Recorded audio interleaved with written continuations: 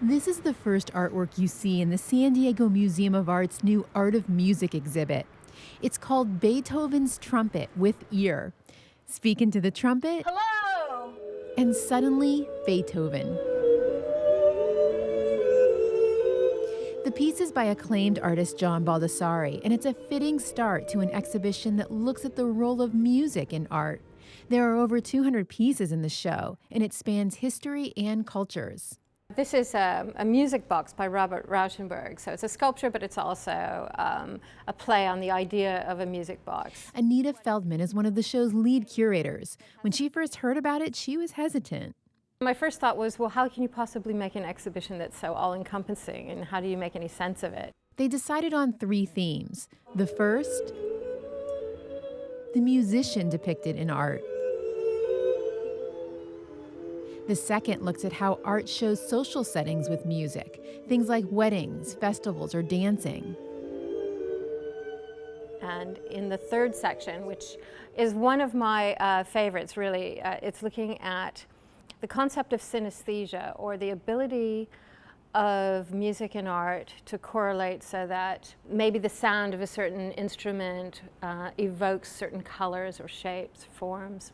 And a good example of that is Arthur Dove's foghorns, where you have this beautiful, basically abstract composition of blues and grays and purples in these concentric circles, which Arthur Dove meant to convey the sound of foghorns over the sea in the early morning.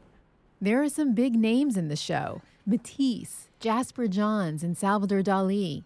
Certain instruments are presented as artworks in and of themselves. Music accompanies each of those. Since the show isn't chronological, art from very different historical moments are placed next to each other. Feldman says this invites intriguing connections, like a tapestry by painter Chuck Close of the composer Philip Glass. It hangs next to a Baroque harpsichord converted into a piano that dates from the 18th century. And you think, well, how can these two things be exhibited together? What is that about?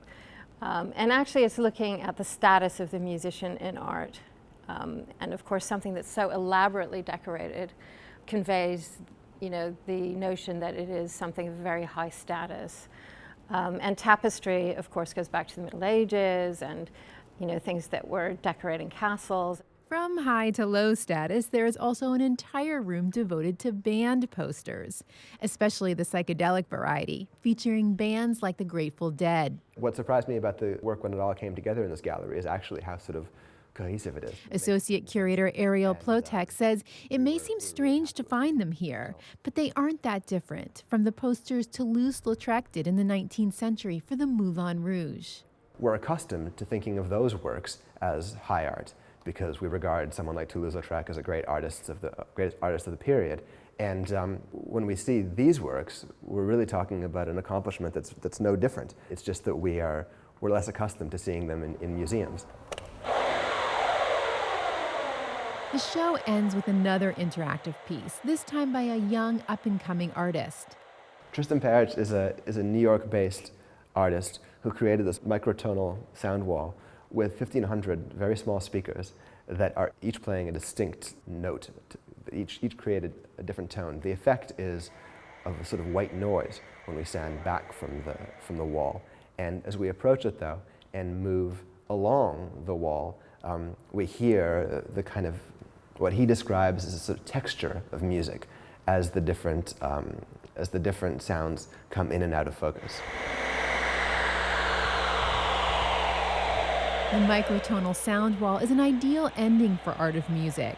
It shows that emerging artists, like their predecessors throughout history, will continue to be influenced by not only what they can see, but also what they can hear. Angela Carone, KPBS News.